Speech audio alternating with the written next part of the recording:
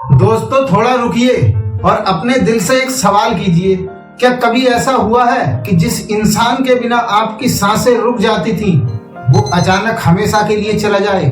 तो क्या फिर आप भी हर रात तकिए से लिपटकर रोते रोते सोचते हैं कि अब ये जिंदगी काटनी कैसे है? और सबसे दर्द भरा सवाल तो ये है, क्या सच में एक औरत बिना किसी के सहारे के, बिना किसी की छाप के कभी फिर से जी सकती है? आज मैं आपको सुनाने जा रहा हूं राधा की वो कहानी जो एक छोटे से गांव की साधारण सी औरत थी, लेकिन जिसको जिंदगी ने इतना तोड़ा कि वो टुकड़े टुकड़े होकर भी फिर से खड़ी हो गई। ये कोई साधारण कथा नहीं, ये उस दर्द की दास्तां है जो लाखों घरों में चुपचाप सिसक रहा है। राधा का घर गांव के किनारे था। सुबह सुबह वो चूल्हे पर चाय चढ़ाती, फिर पति रामेश्वर के साथ खेत की ओर निकल पड़ती। रामेश्वर हंसता हुआ कहता, तू ना रहे तो ये खेत भी सूना लगता है राधा। वो मुस्कुरा देती। बस इतनी सी बात से उसके दिल में बेइंतहा मोहब्बत जाग जाती थी। उनके दो छोटे छोटे बच्चे थे। बेटी 1 साल की थी, बेटा 6 साल का था। शाम को घर लौटते वक्त रामेश्वर बच्चों को कंधे पर बिठाकर लाता। राधा चूल्हे के पास बैठकर सबको देखती और मन ही मन कहती, बस मुझे यही चाहिए था भगवान। पर जिंदगी कभी किसी से पूछकर नहीं चलती साहब। एक दोपहर खेत में काम करते हुए रामेश्वर को अचानक सीने में तेज दर्द हुआ। वो जमीन पर गिर पड़ा। गांव वाले भागे, डॉक्टर को बुलाया, लेकिन रास्ते में ही उनकी सांसें थम गईं। जब राधा ये खबर सुनकर आई तो बस चुपचाप पति के पैरों में बैठ गई। रोई भी नहीं, बस इतना बोली, अबे रामेश्वर, तूने तो मुझे अकेला छोड़ दिया। उस रात घर में सन्नाटा छा गया। बच्चे रोते थे, वो उन्हें चुपचाप सहला देती थी, लेकिन अंदर से कुछ टूट चुका था। और अब सवाल ये है कि जब उसने एक दिन में ही अचानक से सब कुछ खो दिया हो तो क्या वो फिर कभी उठ पाएगी? सास ससुर ने कहा, अब तू विधवा है, घर में रहना ठीक नहीं, बच्चों को हम संभाल लेंगे।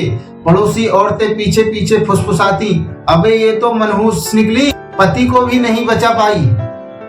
गांव के कुछ लोग आते, सहानुभूति दिखाते और फिर धीरे धीरे पूछते, अकेली कैसे रहती हो रात में? नजरें बदल जाती।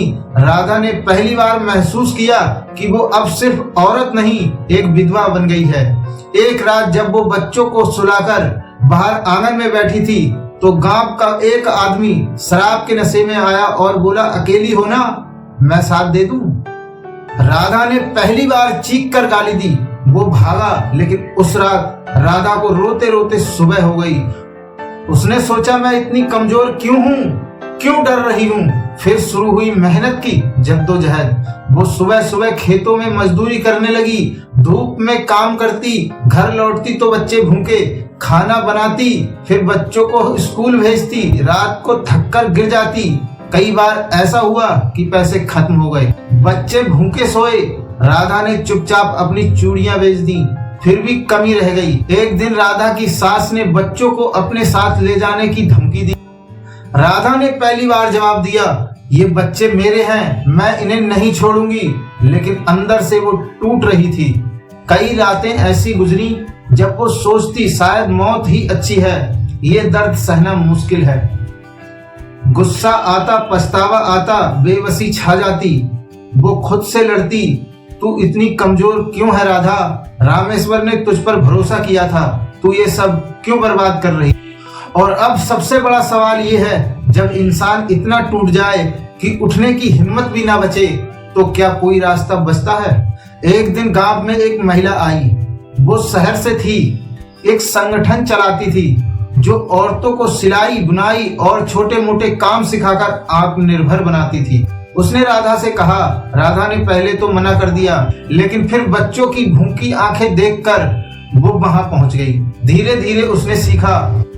पहले सिर्फ उसने सिलाई सीखी, फिर छोटे छोटे ऑर्डर आने लगे, फिर घर पर ही कुछ औरतों को सिखाने लगी। पैसे आने लगे, बच्चे अच्छे स्कूल में जाने लगे।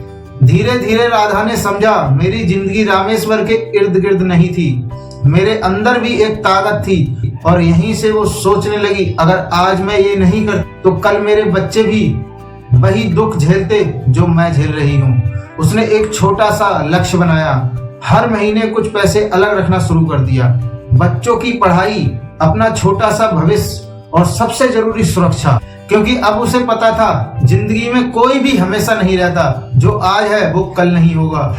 लेकिन अगर आज से ही हम सोच समझकर कदम बढ़ाएं, छोटी बचत करें, सही दिशा में मेहनत लगाएं, तो कल का डर कम हो जाता है। राधा आज भी वही गांव में है, लेकिन अब वो सिर्फ विधवा नहीं, वो माँ है, वो शिक्षिका है, वो एक आत्मनिर्भर औरत है।